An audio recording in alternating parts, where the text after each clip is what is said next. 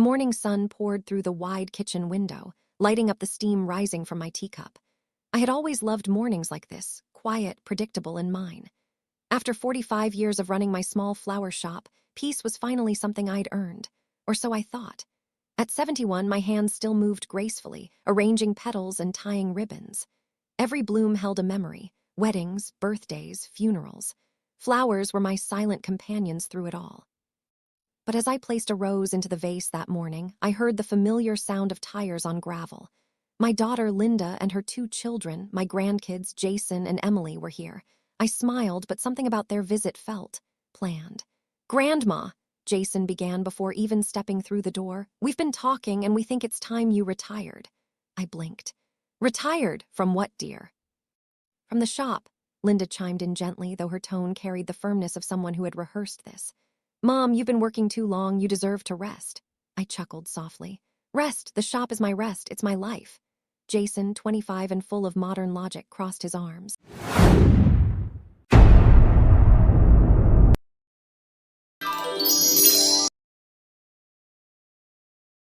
"Grandma, you don't need to work. The shop's old-fashioned. We could sell it, invest the money, and make things easier for you."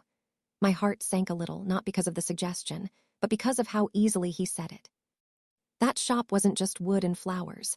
It was the last piece of my late husband, Harold. We built it together from scratch. Every nail, every shelf, every smell of fresh petals, he was in all of it. "I appreciate the concern," I said, trying to keep my voice calm, "but I'm not selling." Emily, always the soft one, placed her hand on mine. "Grandma, we just worry about you. You're not getting any younger And what?" I interrupted gently. "You think I'll crumble without your help?" "My dear, I've survived tougher storms." Linda sighed, exchanging looks with her children. "Mom, please, let's just discuss it over lunch." We ate quietly. The air was thick, not with love, but with calculation. Every sentence they spoke had an agenda hiding behind it. Finally, Jason slid a folder across the table. "We've already found a buyer," he said proudly. "A company that wants to turn the place into a cafe. They'll pay well." I froze. They already found a buyer. "Jason," I said slowly, my eyes narrowing, "you made plans about my property without asking me." "It's not like that, Grandma," he replied, shrugging. "We just wanted to be prepared." Prepared, such a cold word. Linda cleared her throat. "Mom, you could use the money to travel, relax, maybe move closer to us. Wouldn't that be nice?" I looked at her, my daughter, the same girl who used to play in that shop's back room while I arranged daisies. Now she wanted it gone. I stood up, gathered the plates, and said quietly, "I think it's time you all left." "Mom," "No, Linda, I've heard enough." They left reluctantly, muttering promises to talk again soon. But as the door closed, I sat back down and stared at the teacup still steaming on the table. My hands trembled, not from age, but from anger. They thought I was done. They thought they could make decisions for me as if I were a child again. But they had no idea. That evening, I went to the shop. The smell of soil and lavender greeted me like an old friend. I walked through the aisles, touching the petals, the vases, the photos pinned behind the counter. There was one of Harold and me, 25 years ago, grinning, covered in dirt and laughter. I whispered to him, "Can you believe it, Harold? They want to sell our dream." The silence of the room answered, but my heart already knew what to do. I wasn't going to retire. I was going to rebuild. The next morning, I opened the shop early and hung a new sign outside. "Under new dreams coming soon." Instead of just selling flowers, I decided to turn it into something bigger, a small community hub. A place for young people to learn about plants, creativity, and patience. I'd teach workshops, host school visits, maybe even start an online shop. If they thought I was too old to adapt, they were about to see how wrong they were. As the week went on, I made calls, ordered supplies, and contacted local artists to collaborate. The spark I thought had dimmed was burning brighter than ever. But news travels fast in families. 3 days later, Linda showed up again, this time without the kids. She stood in the doorway, watching me paint the counter mint green. "Mom," she said, almost whispering, "what are you doing?" "Starting over," I replied simply. "You can't do this. Jason already told the buyer you'd accept their offer." I set down the brush. "Then Jason will have to learn a new lesson about assumptions." "Mom, please, you're too old for this. You'll wear yourself out." I turned to her, wiping my hands on a rag. "I'm old enough to know that giving up is worse than being tired." Her lips parted, but no words came. She just stared, realizing that this wasn't the mother she could convince with guilt or reason. This was the woman who raised her alone after Harold's death, who built a business with bare hands and borrowed hope. I smiled faintly. You all wanted me to retire, but I've decided to rewire. That night, when the lights in the shop glowed against the street, I stood by the window and watched people stop to look at the new sign. A few smiled, some waved. I could almost hear Harold's voice whisper, "That's my girl." And for the first time in a long while, I didn't feel old. I felt alive, because retirement isn't about age, it's about surrender. And I wasn't surrendering anything. Not yet. The morning after my confrontation with Linda, I woke up before sunrise, my mind sharper than it had been in years. I had spent most of the night writing notes, making calls, and setting things in motion. If they wanted to see me as a fragile old woman, I'd let them, but only until I could prove that wisdom still beats youth. As I brewed my tea, the phone rang. It was my lawyer, Mr. Collins, a man as old as my shop's wallpaper but twice as clever. "Eleanor," he said warmly, "I've looked into what you mentioned last night. You were right, they can't sell the shop without your signature, not legally." I smiled, relieved. "Good, but let's make sure they don't try something foolish." He chuckled. "You always were 2 steps ahead. I'll update your ownership papers to include a clause, no sale or transfer without your written consent, even posthumously. That should cover it." "Perfect," I replied. "And Mr. Collins, let's start the paperwork to make this place a nonprofit under my name. I'm turning it into a community center for seniors and kids. Call it Harold's Haven." There was a pause, then his voice softened. "He'd be proud, Eleanor, truly." By mid-morning, I was back in the shop, painting the sign with bright yellow letters, Harold's Haven, where flowers and stories grow. It was then that Jason arrived, striding in with that same entitled confidence. "Grandma." "You won't believe this," the buyer increased the offer. I didn't even turn around. "Jason, there's no offer anymore. I'm keeping the shop." He frowned. "What, but I know exactly what you already did," I cut in. "You tried to make decisions about something that isn't yours. That's not how family works." He shifted, uncomfortable. "We were just trying to help." "Help," I turned to face him. "By selling off the last piece of my life with your grandfather." Jason sighed, running a hand through his hair. "You're being emotional, it's just a building."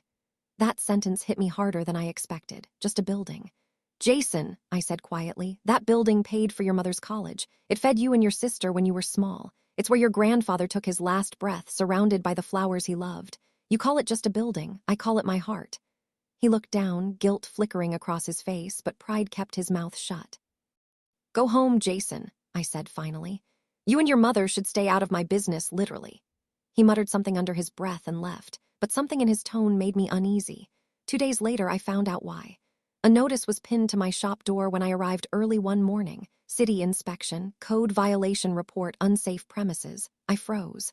My heart thudded painfully. I hadn't had an inspection in years, and there was no reason for one now. I called the city office. "Who filed this complaint?" I asked. The woman on the other end hesitated. "It came in anonymously, ma'am, but it listed possible mold, unstable roofing, and lack of updated wiring." I looked up at my perfectly fine ceiling and pristine shelves. Lies, every word. I knew exactly who had done it. Jason. If they couldn't sell it, they'd destroy it. That afternoon, Linda called. "Mom," she began sweetly, "I heard the shop's being inspected. Maybe it's for the best." "You can't run it in that condition." I took a slow breath. "Don't play games, Linda. You raised him. You know what he's capable of." Silence. "Mom, Jason didn't mean—" "Enough," I snapped. "You both pushed too far, but since you're so interested in my retirement, let me tell you something. I'm not retiring, I'm expanding." "Expanding," she repeated, startled. "Yes," I said, smiling to myself. "I've partnered with the local school district. They'll send kids here for nature workshops every weekend. I'm turning Harold's Haven into an education center.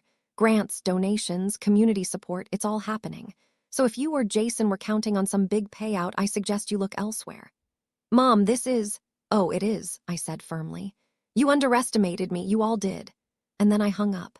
The inspection came and went. The officer walked around, clipboard in hand, checking walls and ceilings. He looked up and said with a grin, "Ma'am, this place is spotless. Whoever filed that complaint must have been mistaken." I nodded. "Yes, they tend to be."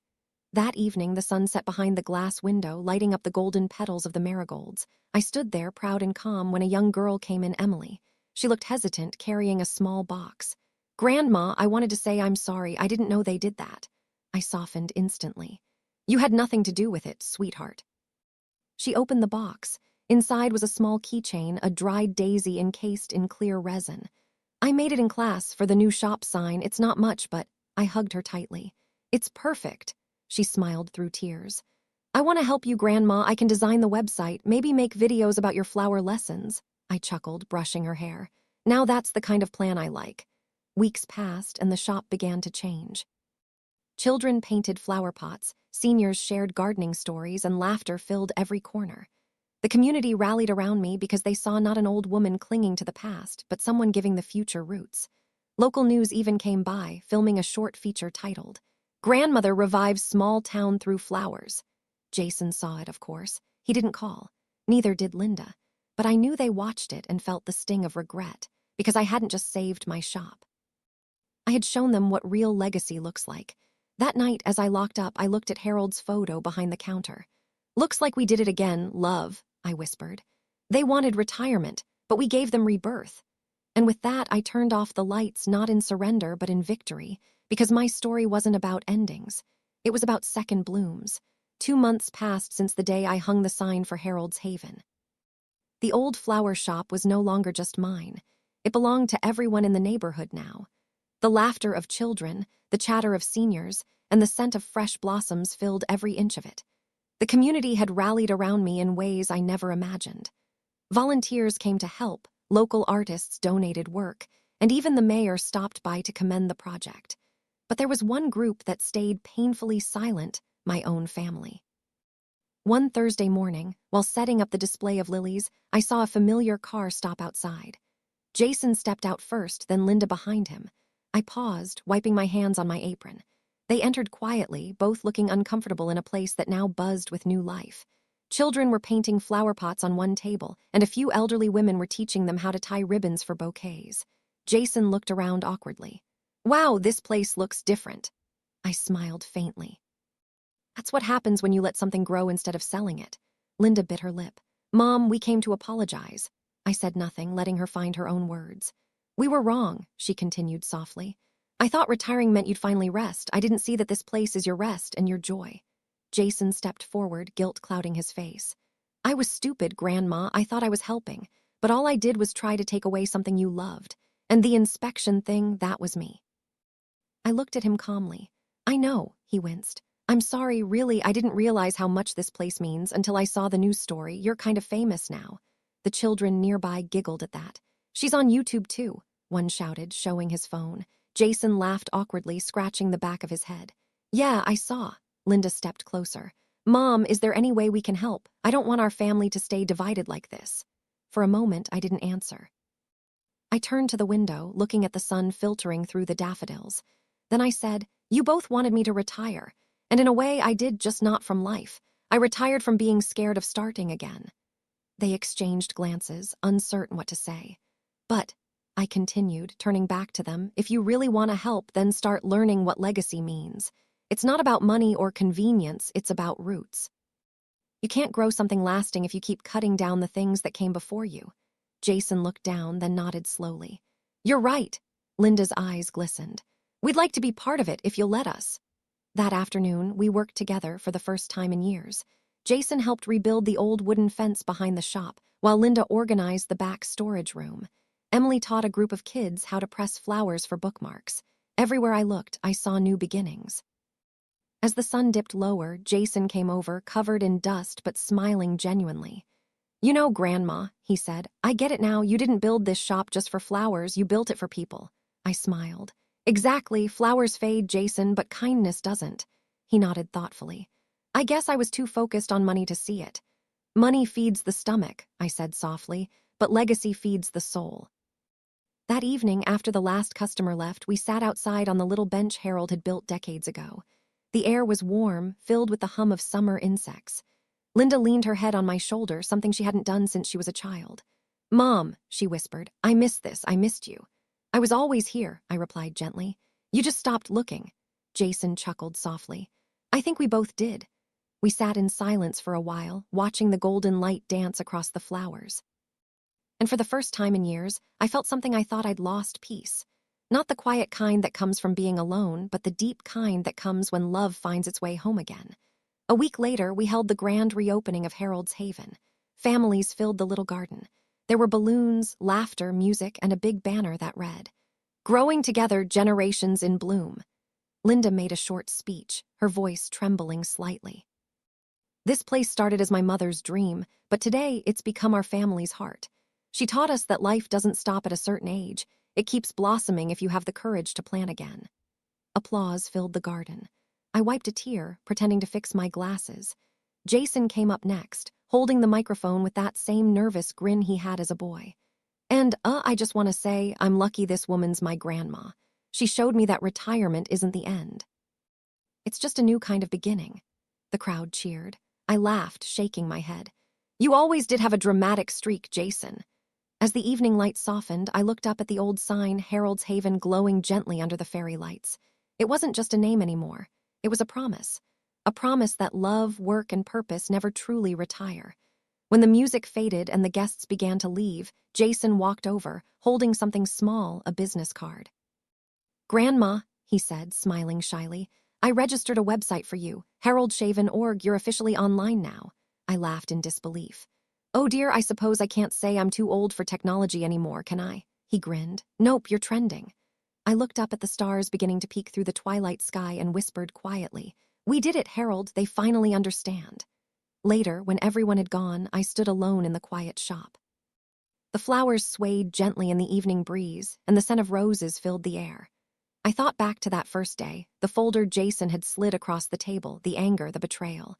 And now, that same grandson was building me a website, repainting the fence, and teaching kids to plant seeds. Life had come full circle. I smiled, locked the shop door, and whispered into the empty room, "Retirement? No, I've only just begun." Autumn painted the streets in gold and amber when the first problem arrived. It started with a phone call. "Mrs. Carter," said a polite but worried voice from the city council, "we've been informed that your property is under consideration for a redevelopment project. The area is being reviewed for new commercial zoning." I paused mid-step, clutching the phone. "Redevelopment?" "Yes, ma'am. If approved, several properties, including yours, could be affected. You'd receive compensation, of course, but the structure might need to be removed." Removed? The word echoed in my head like a hammer. After everything, after rebuilding my family's trust, after creating Harold's Haven, they wanted to tear it down for another shopping plaza. When I hung up, I sat in the quiet shop, the faint hum of the ceiling fan mixing with the rustle of dried leaves outside. For the first time in a long while, I felt a flicker of fear. But fear didn't suit me. Not anymore. That evening, I called an emergency meeting with the volunteers and my family. Jason came first, his laptop already open. Emily followed, holding flyers. Linda arrived last, a stack of documents in hand. "The city wants to buy us out," I began calmly. "But we're not selling, not this time, not ever." Jason nodded, eyes serious. "Then we'll fight it legally and publicly. Grandma, this place means too much to too many people." Linda placed her papers on the counter. "We have signatures, almost 300 residents who support keeping Harold's Haven open." Emily grinned. "And I've already started a petition online. It's going viral. Over 5,000 shares in 2 days. I looked at them, my daughter, my grandkids, the same people who once wanted me to retire now fighting beside me. Harold would have loved this. The next few weeks were a whirlwind. Local news stations showed up again, filming our story. Community rallies to save beloved Flower Haven. Neighbors donated time and materials. Children painted protest signs with little daisies and messages like, "Let it bloom." And you can't bulldoze love. Jason even spoke at a city hearing. I watched from the audience as he stood behind the podium, nervous but determined. "My grandmother built this shop from nothing," he said, voice strong. "It's more than a building, it's part of our community's heartbeat. You can't replace that with concrete." The room erupted in applause, and I, sitting in the second row, felt my eyes fill with tears. But not everyone agreed. A week later, a slick-looking developer came into my shop. Expensive suit, polished smile. "Mrs. Carter," he said, offering a hand.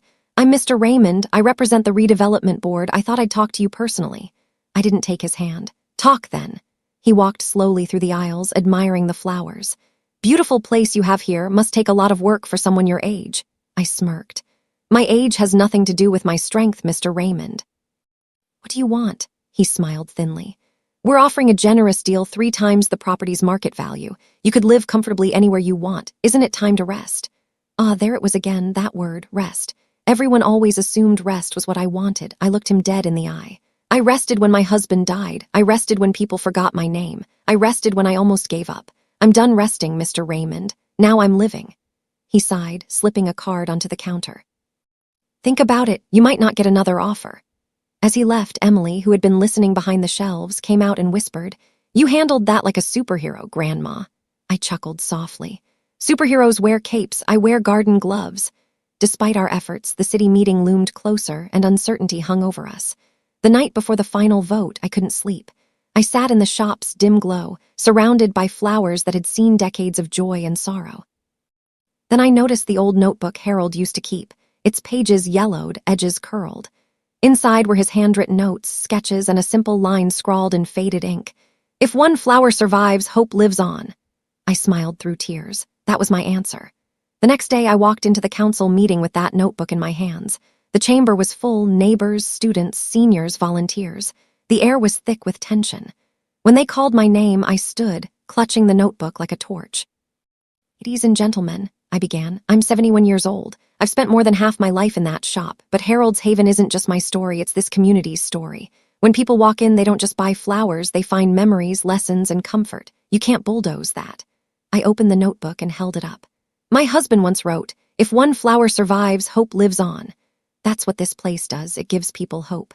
Isn't that worth more than another parking lot? The room went silent. Then came applause, soft at first, then thunderous. Even the council members exchanged glances, and for a brief, beautiful moment, I knew we had won something far bigger than a vote. When the final decision came a week later, the news spread like wildfire. The redevelopment plan was withdrawn. Harold's Haven would stay. We celebrated with lemonade, cupcakes, and music in the garden. Jason brought his camera to film everything for our new website. Linda hugged me tight, whispering, You taught us that strength doesn't come from age, it comes from purpose. Emily handed me a small pot with a single, freshly sprouted seedling. It's called Hope, she said proudly. We're planting it right here. We planted it together, right under the sign, and as the sun dipped low, I whispered to Harold, They tried to retire me, love, but we just bloomed again. Weeks later, a letter arrived from the mayor's office. It read, In recognition of your service, dedication, and community spirit, we hereby declare October 10th as Harold's Haven Day. My hands trembled as I read it aloud to the family. Tears filled everyone's eyes. Jason grinned. Looks like you're officially a legend, Grandma, I laughed. Legends never retire, dear. They just plant deeper roots. That night, as the garden lights glowed softly and the air smelled of roses, I stood by the window one last time. The shop hummed with life, laughter, and purpose. I realized something profound. They hadn't just learned from me, I had learned from them too. That love, even when bruised, can still grow back stronger. That family, once divided, can bloom again. And that dreams, no matter your age, never expire. Because as long as one flower still stands, hope still lives. Winter crept in quietly that year. The air turned sharp, the garden bare, but Harold's Haven still glowed with warmth. Inside, the scent of dried flowers and cinnamon candles filled the room. I had slowed down a little, just a little. My steps were gentler. My hands shook sometimes when tying ribbons, but my heart was stronger than ever. Jason had taken over the tech side, managing the website and online orders. Linda organized community events and fundraisers. Emily, my bright little sunflower, was designing a logo for our new plant kindness campaign.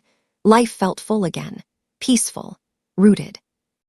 Until one afternoon, while rearranging the front display, I felt a sharp pain in my chest. It wasn't dramatic, no crash, no gasp, just a deep ache that made me sit down quietly on the little stool by the window. I thought it would pass. But when the room began to blur and the sounds of laughter faded, I knew something was wrong. The world tilted. Then everything went dark. When I woke up, the beeping of hospital machines greeted me. Linda was sitting beside the bed, holding my hand tightly, eyes red from crying. Jason stood behind her, silent, guilt written all over his face. What happened? I whispered. Linda wiped her eyes. You collapsed at the shop. Mild heart attack, they said, but you'll be okay. I tried to smile, though my chest felt heavy. I'm tougher than I look. Jason leaned closer. We thought we lost you, Grandma. I've never been so scared in my life. I reached for his hand, weak but steady. Oh, don't worry, sweetheart. Flowers wilt sometimes, but they always bloom again. He laughed softly through tears. You and your flower metaphors, I winked. They've kept me alive this long, haven't they? The next few weeks were a blur of rest, medicine, and too much soup. I hated being idle, but my family wouldn't let me lift a single watering can. Linda took charge at the shop, and to my surprise, she was good, really good. She brought in new classes, arranged local sponsors, and even managed to get a feature in a gardening magazine. Jason set up an online donation drive to help elderly people start their own small gardens. And Emily, sweet Emily, painted a huge mural on the shop wall. It showed a giant daisy growing through cracks in concrete. Underneath, in flowing white letters, she wrote, "Hope lives on." The first time I saw it, I cried. One snowy evening, as I sat by the window, Linda came in with 2 cups of cocoa. "Mom," she said quietly, "I know you don't like to slow down, but maybe it's time to think about what comes next." I raised an eyebrow. "You mean retirement?" She smiled. "No, legacy." That word hung in the air. It wasn't scary anymore. I nodded slowly. "I think I already started that, don't you?" She squeezed my hand. "Yes, but I want you to know we'll protect it, always. You don't have to carry it alone anymore." For the first time, I felt free, not from work, but from worry, because I knew now that Harold's Haven didn't need me to survive. It had grown roots deep enough to live on its own, carried by love, family, and the people who believed in it. Spring returned early the following year. When I walked back into the shop after my recovery, the place looked brighter than ever. There were new shelves, painted by local volunteers, a reading nook for seniors, and a memory wall filled with notes, photos, and little pressed flowers left by visitors, each one telling how Harold's Haven had touched their lives. Jason came over, smiling proudly. "We saved all the stories for you, Grandma." I ran my fingers along the notes. One said, "Your flowers helped me find hope again after losing my mother." Another read, "Thank you for teaching me that growing something is a way of healing." Tears blurred my eyes. "Oh, Harold," I whispered. "Look at what we started." That summer, the town held the second Harold's Haven Day. They invited me to speak again, but I declined. I told them it was time for someone else's voice to lead. So Emily took the stage. In front of hundreds of people, she said, "My grandmother showed us that purpose doesn't retire, it grows. And when you plant kindness, you never truly fade away, you just bloom in other hearts." The crowd applauded. I cried. Again. After the ceremony, Jason surprised me with a small plaque at the entrance of the shop. It read, "In loving memory of Harold and Alina Carter, who taught us to let hope bloom." I laughed softly. "You're making me sound like I'm gone." Jason grinned. "Just preparing early, in case you ever actually decide to rest." I chuckled. "Not a chance." That night, as the family sat around the garden lights, Linda looked at me and said, "Mom, do you ever regret not retiring when we asked?" I thought about it, about the arguments, the heartbreak, the exhaustion. Then I looked around at the glowing faces of my children and grandchildren, the laughter, the flowers swaying in the breeze. "Not for a second," I said softly. "Because if I had, none of this would exist. Sometimes the world tells you to stop, but your heart knows when there's still more to give." Emily smiled. "So, Grandma, what's next?" I leaned back in my chair, watching the stars. "Oh, I don't know," I said playfully. "Maybe I'll start a new project teaching people how to grow flowers online." Jason laughed. "You, on YouTube?" "Why not?" I teased. "If my story can grow this far, maybe it's time it reached the world." Weeks later, he actually did it. He uploaded the first video. "Grandma Alina's Garden Wisdom, Lesson 1, Don't Retire from What You Love." Within days, it had thousands of views. Comments poured in from people saying they were inspired to start again, at 60, at 70, even at 80. And I realized then, Harold's Haven wasn't just a shop anymore. It was a movement, a living, breathing reminder that passion doesn't age. That night, I walked into the garden one last time before closing. The mural of the daisy glowed under the lights, and the little pot Emily had planted months ago stood tall, the flower in full bloom. I smiled and whispered to the stars, "See, Harold, we didn't just bloom once. We kept blooming again and again." And as the wind danced through the petals, I felt his presence beside me, warm and steady like it had never left. Because love, like flowers, never really dies. It just keeps finding new soil. It's funny how life can change in a single year. One moment, you're planting seeds in your backyard. The next, people across oceans are planting them too, because you showed them how. That's what happened after Jason uploaded my first YouTube video. At first, I thought only a few local friends would watch. But the morning after, Jason came rushing into my house, waving his phone like a madman. "Grandma, you're famous," he shouted. "Famous, don't be ridiculous," I laughed. He showed me the screen, over 1 million views, thousands of comments. People from India, Brazil, Japan, South Africa, all saying the same thing. You reminded me that it's never too late to grow again. My heart swelled. I didn't know whether to cry or water the nearest plant. A few months later, my inbox was flooded. News channels, schools, and senior centers wanted to interview me. Some called me the blooming grandma. Others called me the woman who redefined retirement. Linda thought it was all too much. "Mom, you need to slow down. Don't burn yourself out again," she said one night as I answered emails. I smiled. "Sweetheart, I'm not burning out. I'm finally burning bright." She sighed, shaking her head, but there was pride in her eyes. Jason handled the digital side. He started a channel called Harold's Haven Global where we shared weekly videos, tips, stories, and small lessons about life and growth. I filmed from my garden bench, surrounded by flowers and sunlight. My favorite part was reading letters from viewers. One woman wrote, "I lost my husband last year. I stopped doing everything I loved, but your story helped me plant my first rose bush. It made me feel alive again." Another said, "I showed your videos to my students and now our class garden is named after you." It felt surreal, like my small world had quietly stretched to touch millions. But with growth comes challenge, and this one was personal. One evening, I overheard Jason on the phone. "Yes, I understand, but she's 78. I can't let her travel halfway across the world alone." I frowned. "Travel? What are you talking about?" He hung up, startled. Grandma, that was the event manager. They invited you to London to speak at a global gardening summit." "London," I gasped. "Oh, Harold would have loved that. The roses there," Jason interrupted. "You're not going alone. It's too far, too stressful." Linda walked in. "Jason's right, Mom. You've done enough. The online work is plenty." I crossed my arms, smiling. "Do you two remember when you told me to retire? How'd that turn out?" They exchanged a look, the kind that said, "We've lost this argument before." I chuckled softly. "I'm going, but only if one of you comes with me." Jason groaned. "Fine, London it is." The flight was long, but my excitement made it feel short. When we landed, the city shimmered gray skies and golden lights, just like in the postcards. At the summit, I expected a small gathering of gardeners. Instead, I walked into a grand hall filled with hundreds of people from across the world. Cameras flashed, banners read, "The power of purpose at any age." When they called my name, I walked onto the stage with trembling hands and a pounding heart. Jason stood backstage, recording, mouthing, "You've got this." I took a deep breath. "Good afternoon," I began softly. "My name is Alina Carter. 2 years ago, my grandchildren told me to retire. Instead, I planted a seed and it grew into something I never imagined."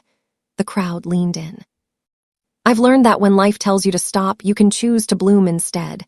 Age doesn't define purpose, love does, and purpose, once planted, doesn't die, it spreads." When I finished, the applause thundered. People stood up, cheering. Jason had tears in his eyes. "You did it, Grandma. You made them all believe." I smiled.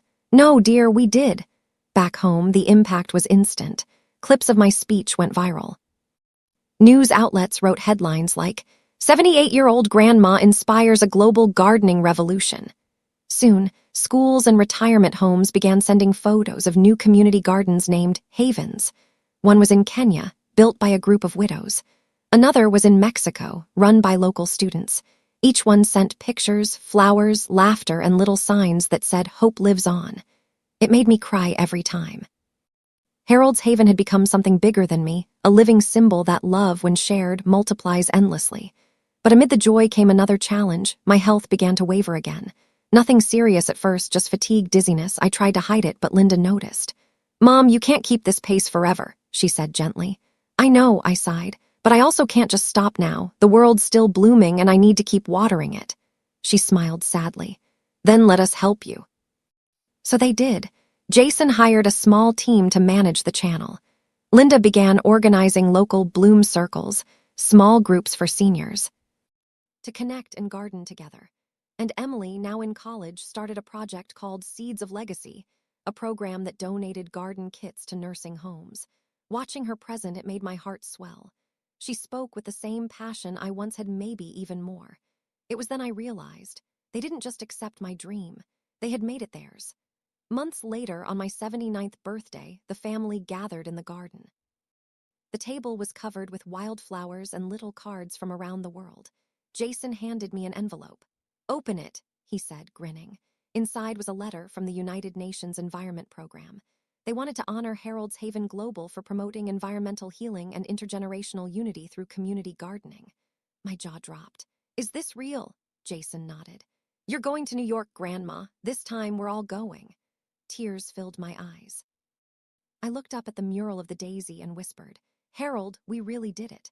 That night, as the family laughed around the fire pit, Emily leaned against me and said, "Grandma, what does it feel like knowing you changed the world?" I smiled. "It feels like sitting in a garden after the rain, peaceful, grateful, and full of new life." Jason added, "Do you ever regret not retiring when we told you to?" I laughed softly. "Retirement is giving up what you love. I never wanted that. I just wanted to love what I do until my last day." And as the wind rustled through the garden, I felt Harold's presence again, quiet, proud, infinite. The petals from the daisy mural fluttered gently in the breeze, as if the world itself was applauding. Because sometimes, when you choose not to stop, you don't just keep living, you help the whole world bloom. The year I turned 80 was the most peaceful one of my life. The world outside was still busy, loud, ever-changing, but in my little corner, time moved softly. The mornings began with birdsong, the scent of dew, and the familiar whisper of leaves brushing against the window. I didn't need fame or applause anymore, just the sound of life growing quietly, beautifully around me. Jason had taken full charge of Harold's Haven Global. Linda managed the community gardens. Emily, now a young woman, traveled the world teaching others how to grow healing spaces in their own neighborhoods. Every time she came home, she'd rush into my arms and say, "Grandma, they all know you. They call you the blooming heart of hope." And I'd laugh and tell her, "Oh, my dear, I'm just a woman who loved flowers." But deep down, I knew it had become something far greater, something eternal. One golden afternoon in late spring, I sat in my garden chair, the sun warming my face. Emily was pruning the roses nearby, humming softly. Jason was fixing a wooden sign that had faded over the years. Linda was preparing lemonade inside the house. It was a perfect picture, my family together, laughter floating in the air, petals dancing in the breeze. I closed my eyes, and for a moment I could almost feel Harold's hand in mine. His voice, soft and steady, whispered through the rustling leaves, "You've done well, Ellie. Better than either of us ever dreamed." A tear slipped down my cheek, but I smiled. "I just followed your roots, my love." That evening, as twilight settled in, Emily sat beside me on the porch swing. "Grandma," she said quietly, "if you could do it all again, every challenge, every fight, every late night, would you?" I looked out at the rows of blooming flowers, each one a chapter of my story. "Yes," I said softly, "because every hard season brought a new bloom. Every no made me plant stronger. The best gardens grow from broken ground." She nodded, tears glimmering in her eyes. "I hope I can be as strong as you." I took her hand gently.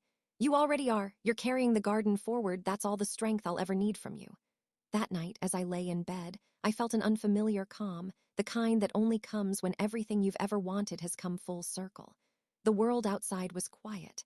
The garden lights twinkled softly through the window. And in that silence, I whispered a simple prayer of gratitude. "Thank you for letting me live long enough to see the flowers bloom again." Then I drifted to sleep, peaceful, content, surrounded by the legacy I'd nurtured with love. The next morning, sunlight streamed through the window, but I didn't wake. Linda found me still in bed, a faint smile on my lips, my hands resting over a small dried daisy I had pressed into my journal the night before. It was as if I had simply gone to the garden in my dreams, never to return. Jason and Emily wept quietly, holding each other as the morning light filled the room. They didn't say much. They didn't need to, because every corner of that home already spoke my words, my laughter, my warmth. And outside, in the garden, the wind picked up, scattering tiny petals across the yard, like a final blessing. A few days later, the town gathered for my memorial at Harold's Haven. They didn't wear black. Instead, they came dressed in colors, greens, yellows, soft pinks, just the way I would have wanted. Jason stood before the crowd, voice trembling but proud. "My grandmother didn't believe in endings," he said. "She believed in seasons. She said life, like a garden, always finds a way to grow again." He paused, smiling through tears. "So we won't say goodbye. We'll just keep planting." In the months that followed, Harold's Haven Global expanded faster than ever. Jason and Linda created the Alina Carter Foundation, a nonprofit that helped seniors start their own small businesses, proving that dreams have no age limit. Emily launched a book, The Seeds We Leave Behind. It told my story in her words, filled with the lessons she'd learned watching me live, love, and grow. It became a bestseller not because of fame, but because people saw themselves in it. In every line, every quote, every story of resilience, they found their own second chance. Years passed. Children who had once visited the garden grew up and brought their kids back. Couples got married under the daisy mural. New plaques were added beside mine and Harold's, each one a story, a dream that began because someone dared to keep growing. And on every Harold's Haven day, the townsfolk gathered with flowers and music. Linda would lead the ceremony, her voice strong. Jason would record everything, smiling as he watched the crowd.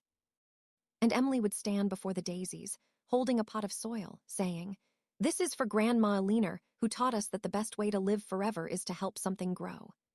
Then she'd plant a single seed, a white daisy, right in the heart of the garden.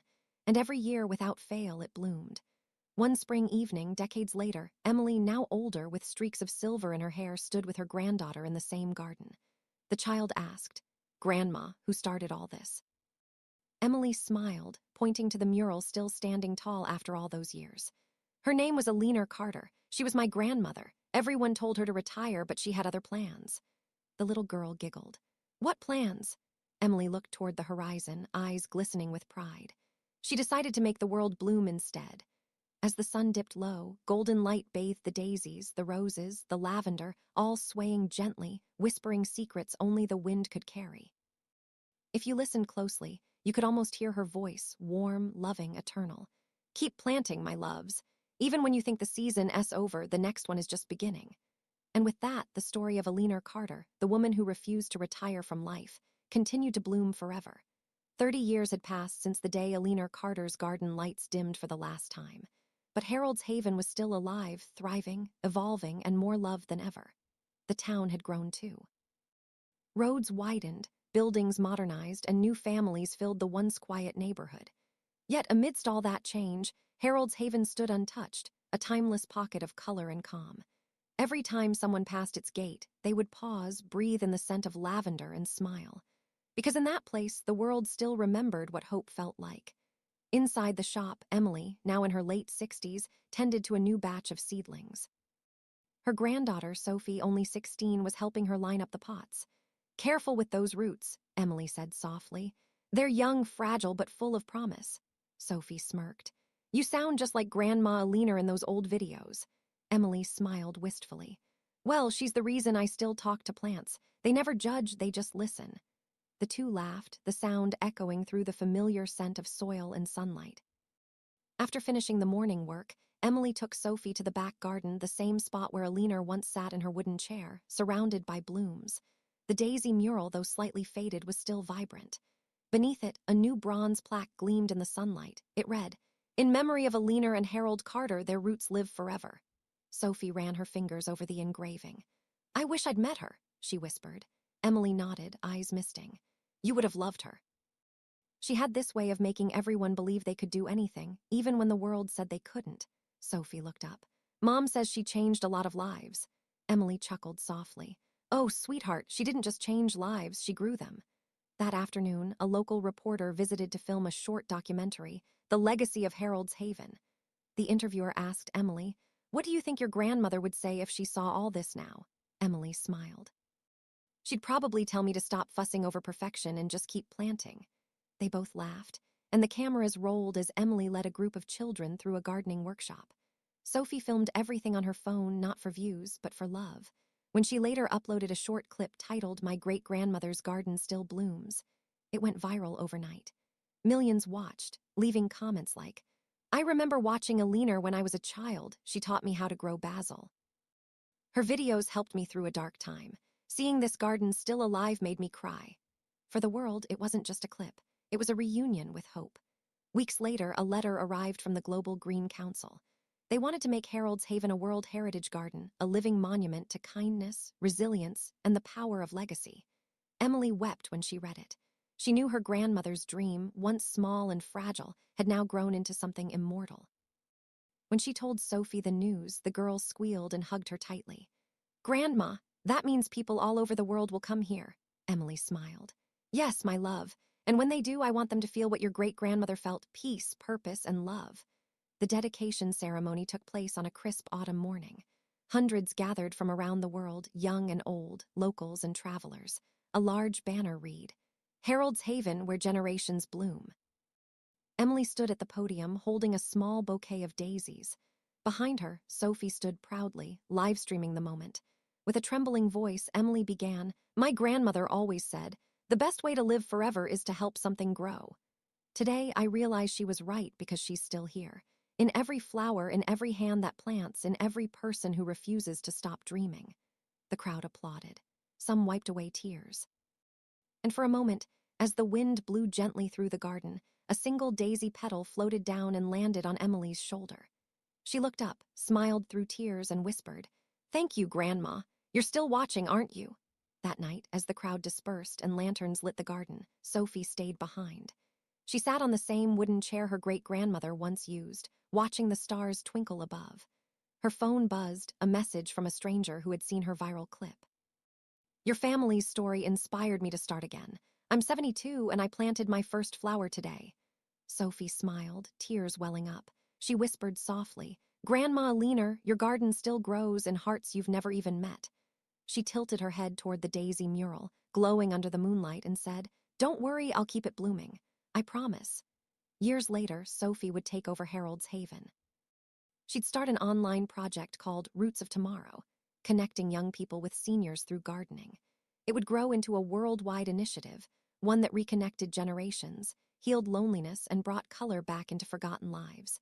And every new volunteer received a small tag that read, "Inspired by Alina Carter, the woman who never retired from life." One quiet evening, long after closing, Sophie walked through the garden alone. The air smelled of roses and jasmine. Fireflies danced near the pond.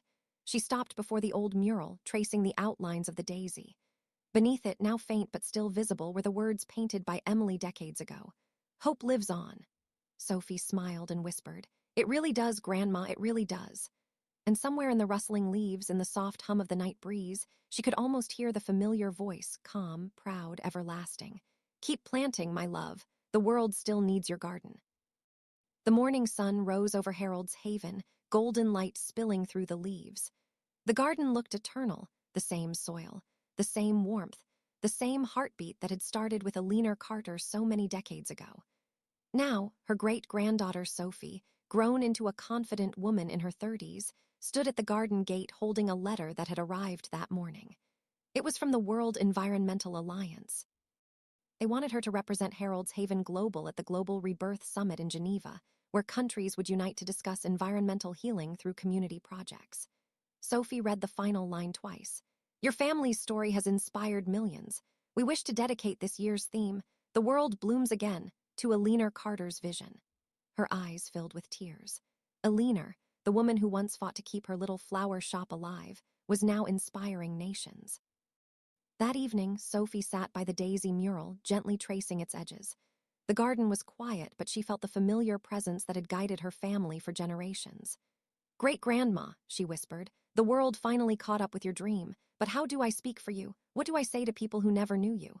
The wind stirred softly, and a single daisy petal floated into her lap. Sophie smiled. "All right," she said. "I'll speak from the garden your way."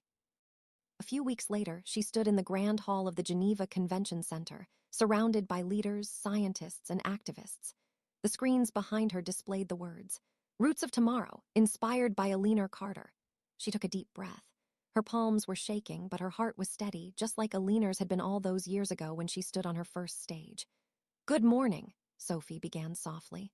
"My name is Sophie Carter, and I'm here because a woman refused to retire." The audience chuckled gently, intrigued. "My great-grandmother, Alina, ran a small flower shop in a small town. Her family, my own ancestors, once asked her to slow down. But instead, she planted a garden that grew beyond her lifetime." She paused, scanning the faces before her. She believed that love, purpose, and kindness are like seeds. They might start small, but if nurtured, they can grow across generations. Today, Harold's Haven has over 1,000 community branches in 50 countries. But more than that, it's become a reminder that hope, like a flower, can grow anywhere. Sophie smiled gently. "Alina once said, 'The best way to live forever is to help something grow.' And that's what we're here to do, grow a future worth living in." The hall erupted in applause. Some people even stood, wiping away tears.